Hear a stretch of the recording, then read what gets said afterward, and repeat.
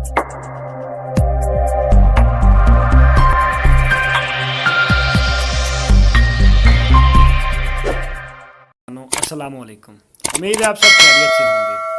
Video के आगाज़ से पहले गुजारिश है कि हमारे चैनल को सब्सक्राइब कर दें और साथ में घंटे के आइकन को दबा दें ताकि हमारी आने वाली लेटेस्ट वीडियो सबसे पहले आप हासिल कर सकें। अस्सलाम वालेकुम डियर स्टूडेंट्स, एमडी कैट का रिज़ल्ट अपलोड हुआ, कुछ देर के बाद फिर डिलीट हो गया। स्टूडेंट्स के माइंड में कई क्वेश्चंस हैं कि सर डिलीट क्यों किया गया।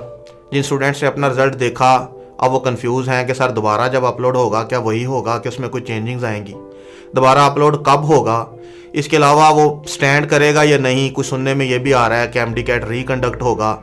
इस टाइप की और बहुत ज़्यादा क्वेश्चंस, और आपके माइंड में ये भी क्वेश्चन है कि सर इस दफ़ा का मेरिट क्या होगा। पाकिस्तान के प्राइवेट और पब्लिक मेडिकल कॉलेजेस में एमबीबीएस और बीडीएस में एडमिशन लेने के लिए कम अज़ कम आपका एग्रीगेट क्या हो कि आप अपना एडमिशन सिक्योर समझें।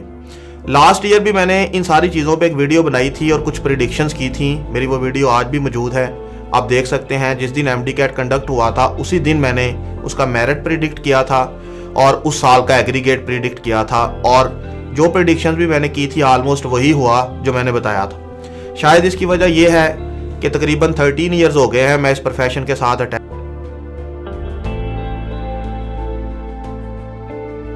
में, और तकरीबन 13 साल से एमडी कैट के स्टूडेंट्स को तैयारी करवा रहा हूँ। मेरा सब्जेक्ट फिजिक्स है। क्योंकि इतने साल मैं इस फील्ड में गुजार चुका हूँ, इसलिए अपने एक्सपीरियंस की बेस पे कुछ फैक्ट्स और स्टैट्स को सामने रखते हुए मैं कोई बात करता हूँ जो किसी लॉजिक पे बेस करती है। आपके सामने ये सारी चीज़ें मैं रखूँगा, आपको खुद भी अंदाज़ा हो जाएगा कि इस साल का मेरिट क्या होगा और आपका कम अज़ कम एग्रीगेट क्या हो, क्या आप इजीली इस साल आपका एडमिशन हो जाएगा।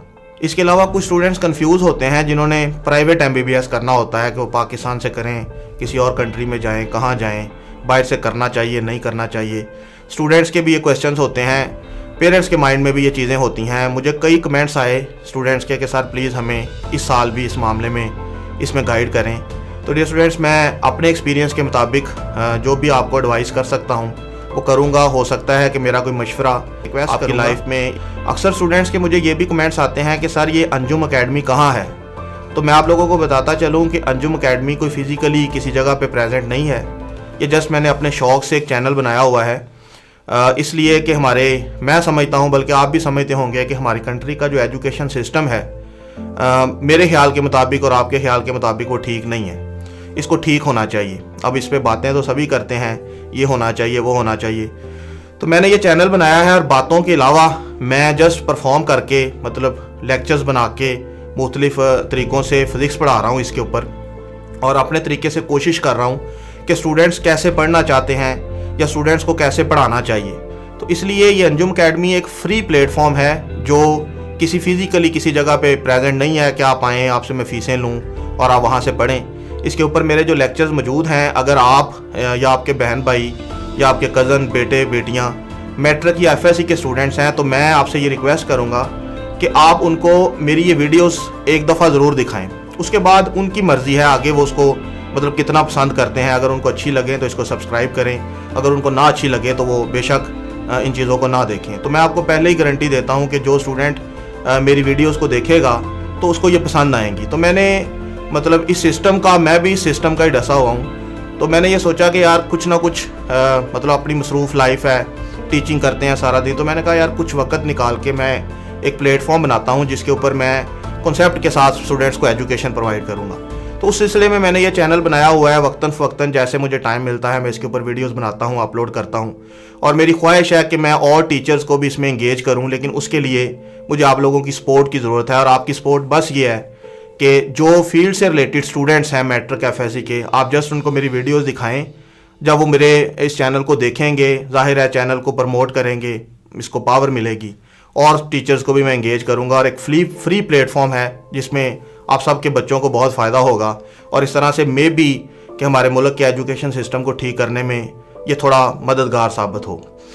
सिस्टम आपके सामने है, देखें MD CAT concept based exam होता है, और बच्चा जो है ना वो प्रेशर कुकर बन जाता है।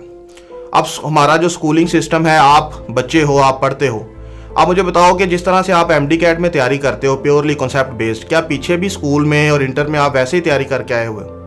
बहुत ज़्यादा गैप है। जैसे मैं आपको एग्जांपल देता